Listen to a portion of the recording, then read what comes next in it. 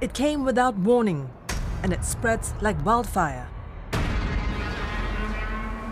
But until today, its origins remain a mystery.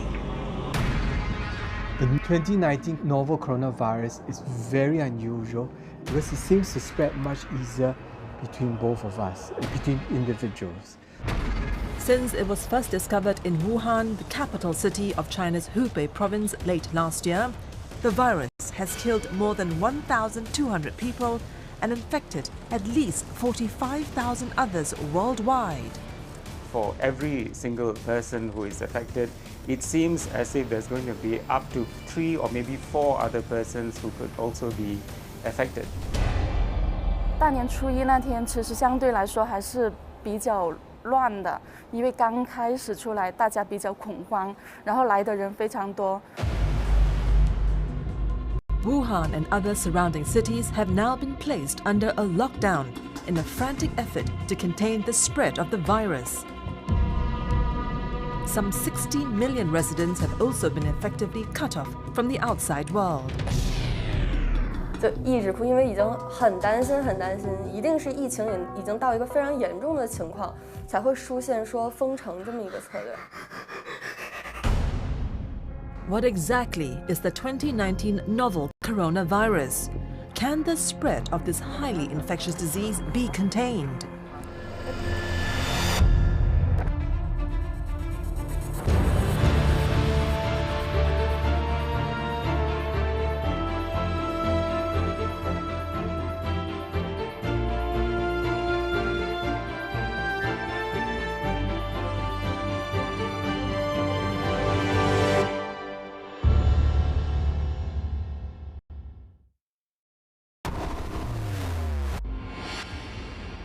A climate of fear has descended on Wuhan, the capital city of China's Hubei province, home to 11 million people. Many are asking, will they be the next victim? If so, when? They also can't bear the thought of losing their loved ones as a mysterious but lethal virus wreaks havoc in the city.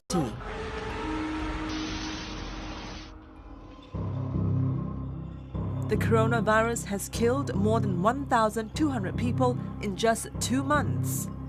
The disease has also infected thousands of people at a staggering speed and scale that's triggering fears of a new global pandemic. 2019 novel coronavirus is very unusual.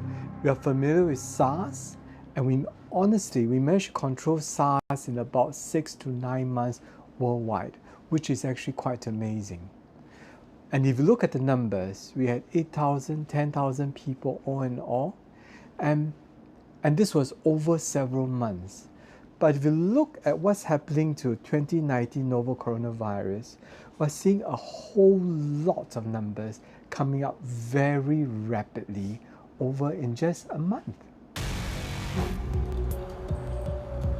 It all began deep in the winter month of December 2019. A quiet but deadly scenario was unraveling in Wuhan city, following a mysterious illness that had stricken a handful of people with symptoms of fever and cough. Wuhan has started off with an atypical, very unusual viral infection. And for the clinicians talk, it will be called what an atypical viral or atypical pneumonia be. You will have a typical person coming with fever, headache, a bit of cough, muscle aches. It sounds very much like a flu-like illness. But you know something is not quite right because a chest x-ray becomes abnormal. Number 2, a lot of the test swabs for the influenzas will be negative or the other viruses are negative. Number 3, you see groups of people coming in with the same illness. And all of them had the same pattern. Chinese health authorities identified the first patient who showed such symptoms on December 8th last year. The trickle rapidly sped up to infect scores of others. 2 of the earliest patients reportedly worked at the Huanan seafood wholesale market in Wuhan. The tipping point arrived hard and fast when the once innocent symptoms claimed the life of the first victim. On January 9, 2020, the mysterious virus killed a 61-year-old man who was known to be a regular customer at the market. And the initial investigations seems to show that a majority of the small number of cases that they had, a lot of them seemed to pinpoint to that part of the market which was actually dealing with the wildlife trade. And so with these kinds of information, it appears to be somehow hopping over from the wildlife, maybe interspecies, we don't know, because all these animals are kept together in cages and it's a nice milieu for them to hop over from one species to the other. And then from there, they can sort of, hop the species barrier and get onto humans. China alerted the World Health Organization of a mysterious virus outbreak in Wuhan on December 31st. By the time the WHO declared the outbreak as a global emergency on January 29th, the virus has spread to all of China's 31 provinces and more than 25 countries across Asia, Europe, and North America. When you hear a story, when you see this story, it spells deja vu. It really spells very much like the SARS which we had in 2003. And true enough, the cases became more and more, and then suddenly there was an explosion of cases. The 2019 novel coronavirus outbreak is eerily similar to the 2002 SARS epidemic. Back then, SARS swept through the region, infecting some 8,000 people and killed 774.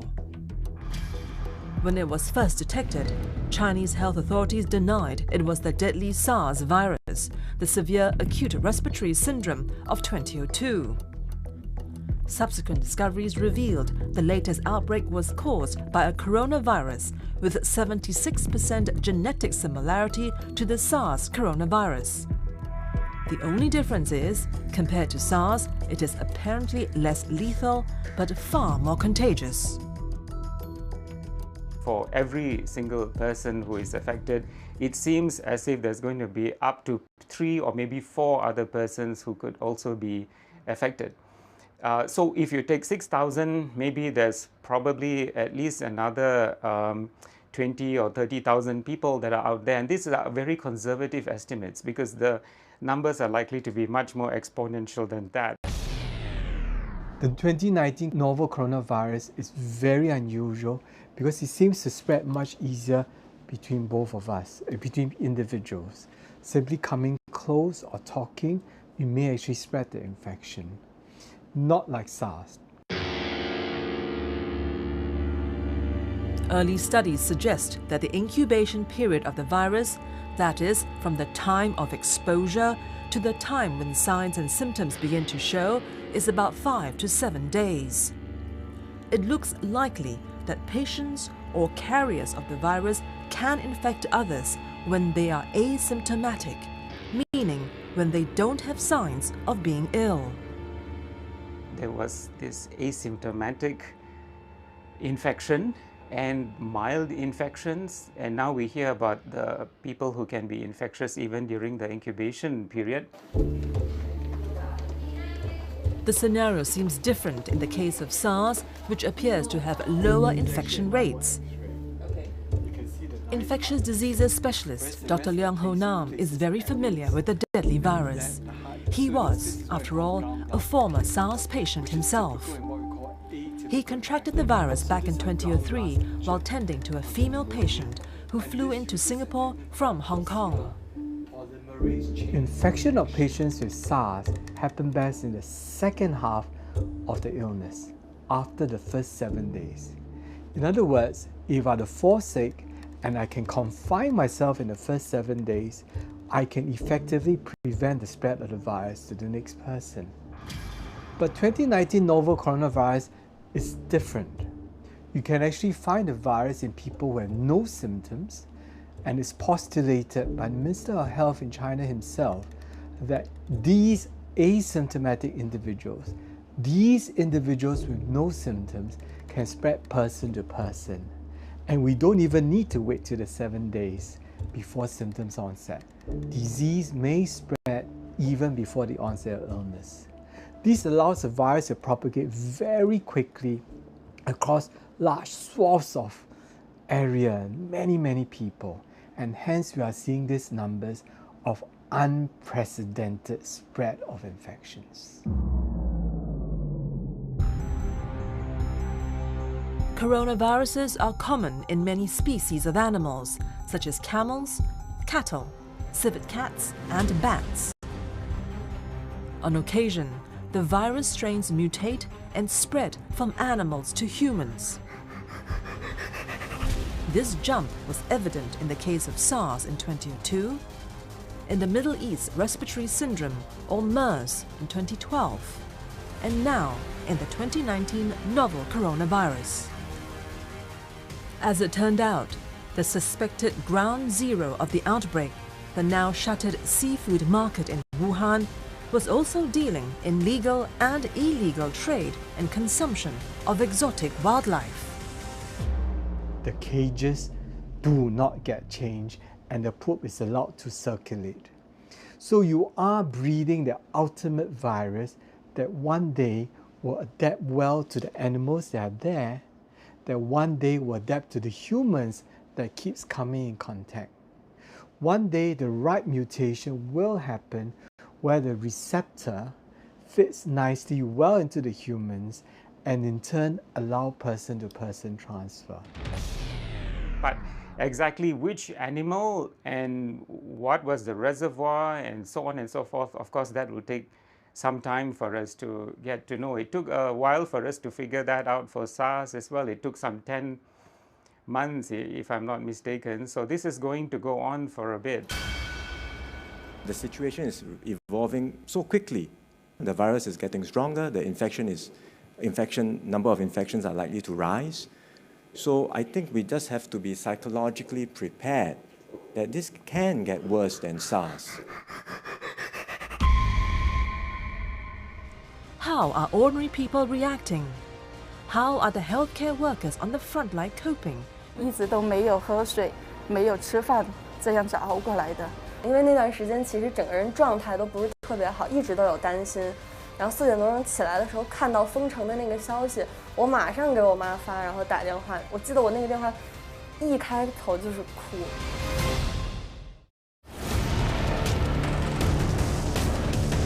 It's the middle of January 2020.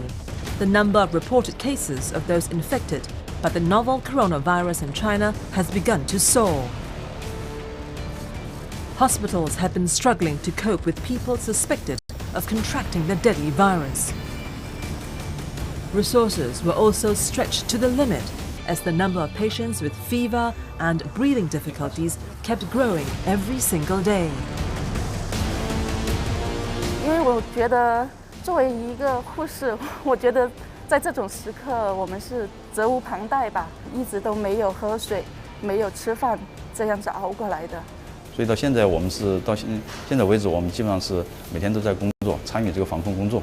因为我每天都是这样工作，我们没有这个防控工作，我明天也是工作10到12个小时。反正这个，因为对我们医生来说，工作这么长时间不是个很大的问题。By this time, cases of the novel coronavirus had found its way to major Chinese cities far away from the epicenter. Beijing in the north and Shenzhen in the south.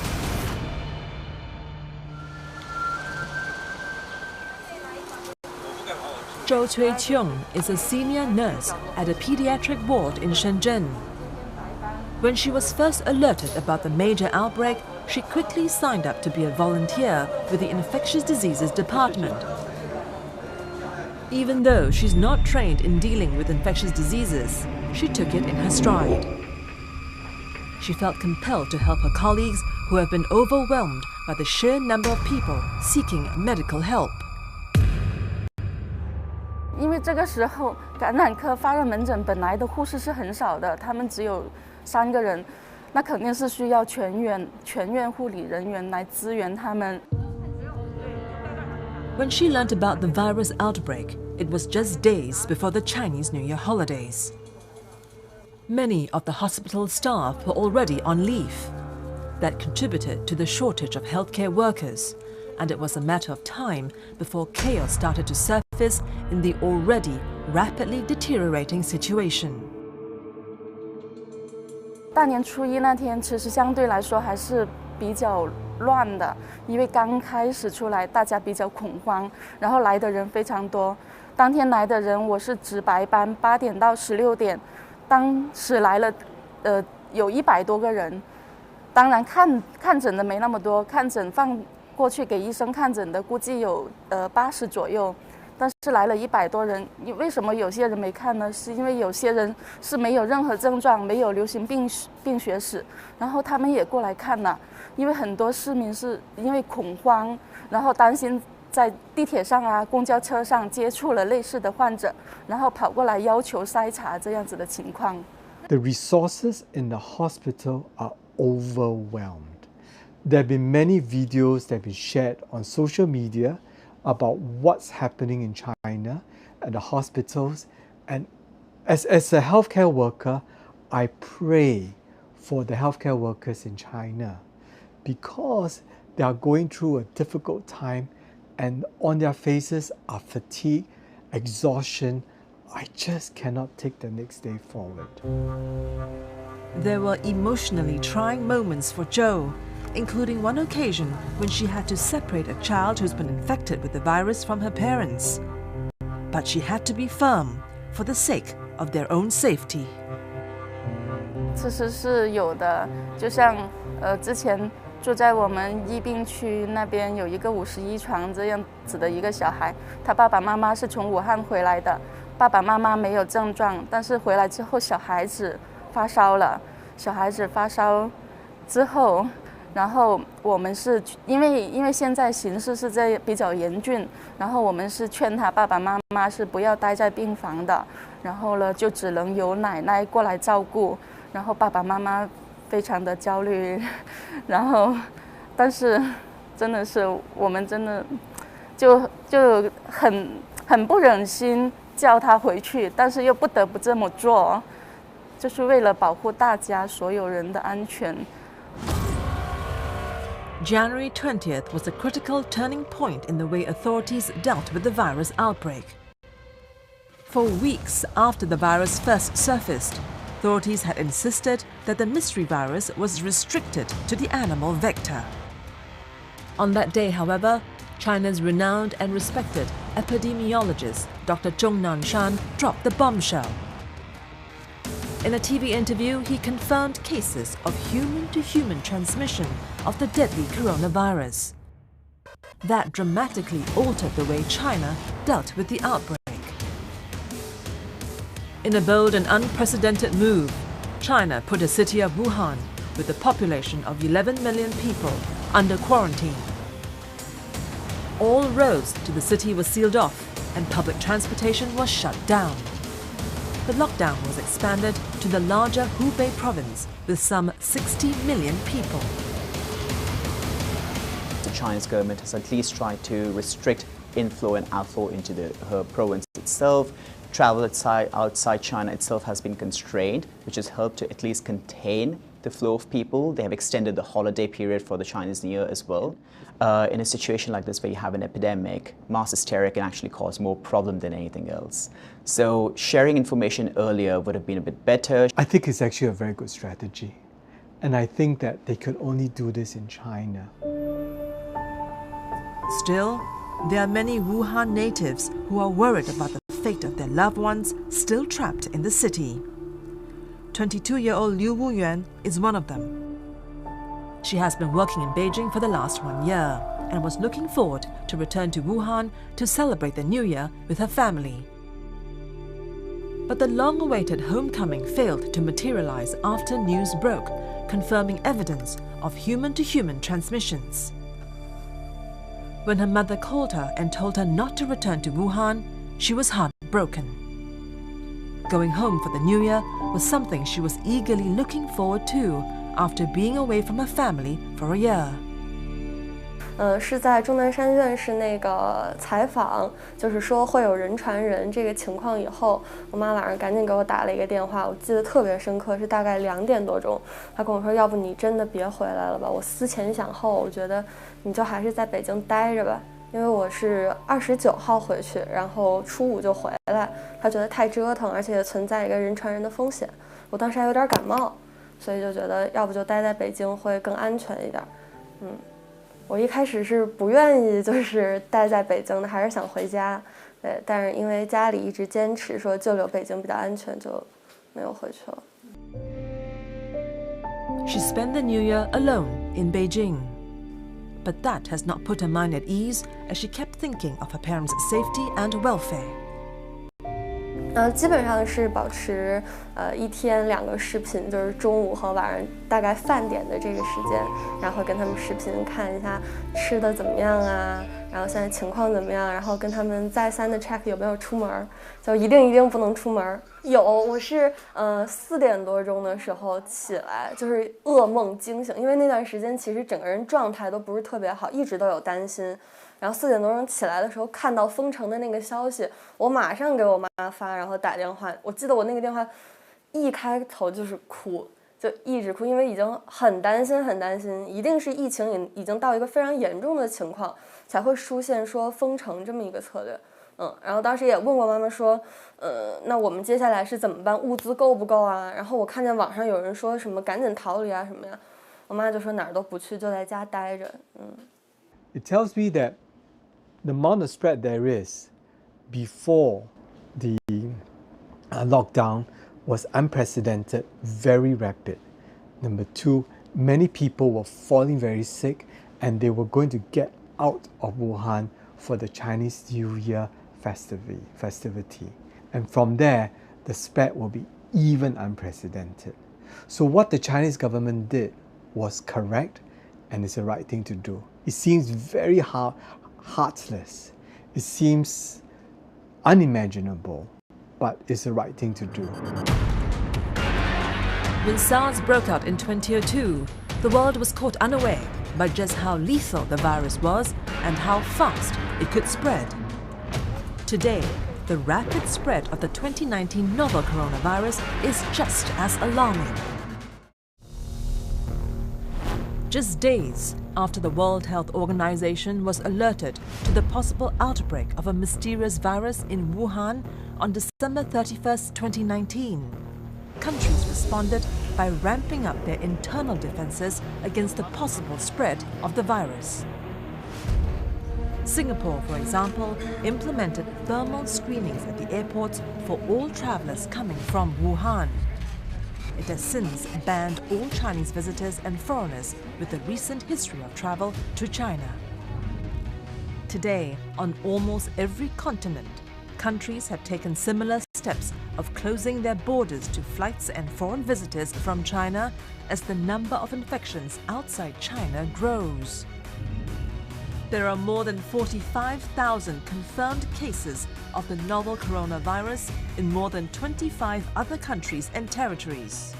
There are many problems, but one of the chief ones will be the global travel. Because, even if you say let's not get people coming in from China, but then there are many people who are already affected outside of China, and these people are still traveling everywhere. And so we are still vulnerable. That is actually going to lead to a lot of asymptomatic people around the globe who cannot display symptoms, and then they have the possibility to transmit. Now, how infectious and how transmissible they are, we don't know. Painful memories of SARS have left a mark on the two Asian cities, Hong Kong and Singapore. They both suffered the biggest brunt of the respiratory illness outside mainland China. There were 299 deaths in Hong Kong and 33 in Singapore. But that painful experience has helped the region deal with the new deadly virus more effectively. The Hong Kongers were fabulous. The Hong Kongers administrators knew what to do. They were not hesitant in shutting down schools, declaring emergencies, and locking down their individuals. And in Singapore, where I am very, very intimately aware, we have been having annual drills of SARS-like viruses. We have been preparing this for the last 16 years, and enough said, we are now ready for the 2019 novel coronaviruses. You can see books and stacks of protocols that are written, what to do if this happens, what to do if you're not, where to identify areas for quarantine, where should people rest, where do we get extra staff from, what happens if the school were to close, what happens if nobody could work, where do you get this extra manpower? All these questions are answered way before this outbreak. Dr. Yu Zhijian is the chief physician of the Infectious Diseases Department in Union Hospital in Shenzhen. When he first heard of the mysterious virus, he was taken by surprise. 我们的同事也都在办公室看到微信上面报道武汉发生了新型冠状病毒的这个疫情，大家都觉得非常惊讶。当时只是觉得可能我们又多了一种传染病，没有料到疫情会快速的扩大。 He then set up an emergency response team in the hospital and recruited volunteer colleagues from other departments. 我是专业防控小组里面的成员，我跟医务科的是组织者，因为我们应对这场疫情，那么光靠我们传染科、感染科还有发热门诊，单纯的力量是不够的。 Another innovative strategy by Dr. Yu was to set up a telemedicine unit. The idea was to provide critical information to the people who were unsure if they were really ill, as well as to ease the burden of hospital staff due to the escalating number of admissions. 那么另外就是我们也按照现在的这个要求，开展了互联网医院的网上咨询平台。那么通过这个网上咨询，能够更加便捷地服务我们的患者，那么昨天一天的我们网上咨询量就有1600多条。那么这个网上互联网咨询平台的开建，极大地方便了患者的这个咨询，同时有利于消除公众对这个新型冠状病毒的疑虑。因为新型冠状病毒感染这个疫情爆发以来，有大量的发热病人涌入到了我们的门诊去就诊，给所有的这个接诊的医生、一线的接诊医生造成了一个很大的工作压力。在这个基础上的话，我们在前天晚上就紧急上线了这个关于疫情的一个免费咨询活动。我们可以除了在网页端进行回复之外，我们还可以用手机端进行回复。所以在我们的吃饭时间或者是休息的时间，我们就带着手机随时在线回复的。晚上的话，我们是6点钟左右就下班，但是我们带着手机端可以随时在家进行回复。然后实际上的话，我们最近几天都是工作到8点9点我们才回去的。然后的话，我们对外是说10点钟就结束了这个夜间10点钟就结束了这个咨询。实际上，只要我们有时间，10点钟之后甚至凌晨，我们都还在用手机端回复。Zhou Cui-chung is also glad to be of assistance. The pediatric nurse even volunteered to go for emergency training to help handle patients who suffer from the new pneumonia-like virus. 知识培训的很好，我是一个儿科的护士，我前后接受了这种新型肺炎的培训，真的是不下于8次了。就这段时间，从年前到现在，不停地在接受这种培训，这种还有防控措施这些培训的很多次。就医院非常重视这方面，也一再的强调员工要零感染。China's continual efforts to ramp up treatment and containment measures also included the construction of 2 new hospitals in Wuhan. They were completed in under 2 weeks. Authorities recalled thousands of construction workers during the Chinese New Year holidays, doubled and tripled their salary, and they worked around the clock to build the 2 hospitals which provided 2,500 beds. Still, many challenges remain. At the heart of all containment strategy is the understanding of what doctors call the pyramid. At the tip of the pyramid, you have the persons who are symptomatic. Then at the bottom of the pyramid, you have people who are, less symptomatic, and then you have the asymptomatic, big, huge chunk at the bottom of the pyramid. So in order to understand how you're going to contain, you need to know the big pyramid. But here, if you focus only on the iceberg at the top, you are going to get hit by what's below. Medicine has taught us with limited resources, you only treat those who are the sickest. So the sickest will get admitted, and this will be the top of the pyramid. And what we are seeing perhaps are just the top 10-20% of the patients. And for the rest of it, 80%, we are not seeing, we are not treating, we are not quarantining. Instead, we are releasing them back into the public, where they can in turn reinfect others. What we are not seeing will be the greater base at the pyramid, which are easily 40 times more than what we are seeing now. These are the ones where there are active propagation of the virus. Since the World Health Organization declared the novel coronavirus outbreak as a global emergency, international response has been swift. All flights to and from Wuhan and the larger Hubei province have been banned, and citizens have also been advised against all non-essential travels to China. Scores of nations, including Indonesia, Philippines, Japan, South Korea, New Zealand, France, Turkey and the US have scrambled to evacuate their citizens from Wuhan city as China struggles to come to grips with the outbreak. Should China be blamed for the latest epidemic? During the 2003 SARS outbreak, the government took some 4 months before announcing to the world about the severity of the crisis. It was then accused of withholding information and covering up. In the current epidemic, it took the government about 1 month to declare after the first case was reported on December 8, 2019. By January 12th, Chinese scientists had already identified the virus as the new coronavirus similar to SARS. It has since shown speed and political resolve to control and contain the outbreak. The Chinese government has at least tried to restrict inflow and outflow into her province itself. Travel outside China itself has been constrained, which has helped to at least contain the flow of people. They have extended the holiday period for the Chinese New Year as well. So these are measures that are slightly on the brighter side. So there are some positive signs where the Chinese government has done some positive things. I think we have to go back to the root of the problem, whatever emerging or re-emerging infection it is, and to understand the dynamics and the nature in which it actually crossed over to the human species. Where exactly did we go wrong? Why are we allowing this issue of wildlife and humans to come close to each other? We should abandon that.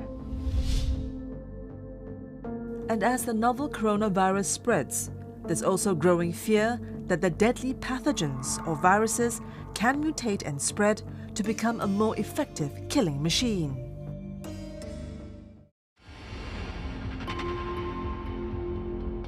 It's been more than 2 months since the first case of the new novel coronavirus was discovered on December 8, 2019. Streets in the typically bustling Chinese cities are eerily quiet and deserted. Such an unusual scene is now a common sight in the country, as fears grow over the spread of the deadly coronavirus, turning the once vibrant metropolis into virtual ghost towns. 而且很多人自觉的就在家里隔离，很多那些公园啊、景点啊都已经关闭了，就一直在家窝着，也没什么出门。Liu's response is typical for many Chinese. The fear of catching the virus has forced many people to avoid crowded places or engage in outdoor activities. 说实话，因为我没太出门，所以没太感受到。但是有一个生活细节，就是我妈当时跟我打电话的时候，她说：“你在北京就不要再说武汉话了，你跟我打电话的时候，不要说武汉话，可能你周围的人经过的时候会觉得有一些异样，或者是怎么样。She is, however, more worried about the situation involving her parents and her friends. Despite all the assurances, they know that there's only so much they can do to protect themselves against the marauding virus, not knowing if and when it will hit them. 我觉得他们一定是有的，但是他们作为父母不会跟我就是过多的去流露，可能我接受到的更多的焦虑也好，或者说真实的那种紧张的情绪，更多的是来自于我同龄的朋友。他们可能比如说有的也是刚刚工作，然后提前就回家了，现在也在武汉，还有的就是一直就在武汉，还在读研，或者说就在武汉工作。那我们之间的沟通可能会来得更加真实一些，会直接跟我说现在的情绪是怎么样的呀，很紧张啊，很焦虑啊，然后可能打不到车呀，种种。但是你问父母，父母永远都是没事儿，很安全，不要担心。The reality is, fear and anxiety continue to grip the residents of Wuhan. Despite the best efforts by the authorities to try and keep the virus at bay, the death toll shows no signs of slowing down. Meanwhile, the scientific community is now racing against time to try and find a vaccine that could help fight and prevent further spread of the disease. Is there a chance that an effective vaccine will be found anytime soon?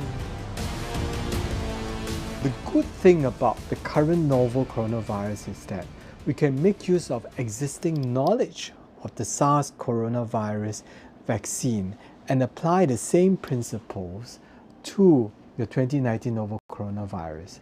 What they would have to do now is to actually design it. Designing is relatively easy. Grow it and show that while growing, the vaccine does exactly what it's supposed to do. And the prototypes will then need to be manufactured in large quantities so that it can be given to a large group of people. But the bad news is, according to experts, a vaccine for the novel coronavirus will take months to develop and manufacture. It will have to go through several clinical trials before the vaccine is ready for use in time to respond to the epidemic. It will take easily 9 to 12 months. Even if the vaccines are available now at this various moment, it will take several months for the quantities to be made. We're talking about several 100 million doses for the people in China, for the people in Asia, and for the rest of the world. This will take time. In the meantime, short of an effective and easily available vaccine, immediate preventive measures have to be aggressively enforced. China has since banned the popular wildlife trade until the health crisis is over. There are also increasing calls from the international scientific community for the ban to be made permanent. I think that is to some extent what happened after SARS, because look at the wildlife trading. You know, if more things were done back 15 plus or 17 years ago, maybe, anyway, we can't turn the clock back. Men and these animals, we are not meant to be living side by side. Viruses like this exist in wildlife. You put the situation of man and wildlife together in this kind of situations for a protracted period of time, these things can happen. And I think, we are just tempting fate. We tend to eat anything that flies, swims, or crawls. And when we bring these animals into our dinner table, we bring the viruses over along as well. Perhaps you, as the diner, will not need to see it because they'll be destroyed by the cooking. But the chef in preparation, the animal handler, the market that has to look after all these animals will invariably be exposed to the virus. And we saw that in SARS 2003. In 2003, they realized that the animal handlers encountered a form of SARS, a variant of SARS, before the original one came along, such that they developed immunity to SARS. And one way to counter this is what the Chinese government has done. It stopped exotic animals from being onto the dining table. Perhaps we need to relook at what we eat. But as the battle rages on to bring the virus under control, there are still many unknowns and questions that need to be answered. For example, how lethal is this virus? Where did it originally come from? How infectious is it? Will the coronavirus that's now spreading with frightening speed in China become a global pandemic? The reality is, the virus has so far killed more than 1,200 people. The death toll has even surpassed SARS, both in the number of fatalities and confirmed cases within a much shorter period. Still, there's hope that the worst will soon be over. It's just a question of how and when that will happen. For those currently at the front line of the battle against the novel coronavirus, the risk is still far greater than previously imagined, given the scale of the infections. Still, nurses like Zhou is confident that China will turn a corner and that the battle will be won, sooner or later. 我觉得我很有信心，因为大家都可以看到现在那个宣传做得非常好。目前公共场所，包括地铁、公交、超市，包括小区，每个人都戴上了口罩。其实这就很大的阻挡了病毒的那种传播。我觉得这点非常有效，而且很多人自觉的就在家里隔离。 很多那些公园啊、景点啊都已经关闭了。从这点出发，反正我感觉非常有信心。作为一个武汉人来说啊，我觉得我们这一次其实是做出了挺好的一个举措，也是一个壮士断腕的一个决心，做出封城这样的举措。而且包括各个城市，比如说像河南，我了解到他们在疫情的防控上面做的是非常及时。 而且非常行之有效的，所以我觉得这次在政府的各个应对上面来说呢，还是比较好的。In the long term, when the dust settles, it's going to take a lot of soul searching. It appears that so long as humans interact in close proximity with animals, future outbreaks of infectious diseases are likely to occur. Since the virus started wreaking havoc in China last December, no one knows when the surge will peak and start to decline. One can only hope that it will be soon. If there is a best case scenario, it could potentially lead to a drop in numbers. But I haven't seen that. We can only begin to discuss that once we see the numbers actually falling. As of now, we are still seeing the cases coming up and the mortality, of course, as more cases come in. So until and unless we see that numbers mitigating, we can't predict what's going to happen in the region. Yeah, so this is going to go on for a while. We'll walk through and ride through. We will no doubt lose some of our comrades, our relatives, our close ones. But the world will come out stronger. The world will come out better. Okay? We will remember those who are lost, but we will, with this remembrance, we will prevent new ones from happening.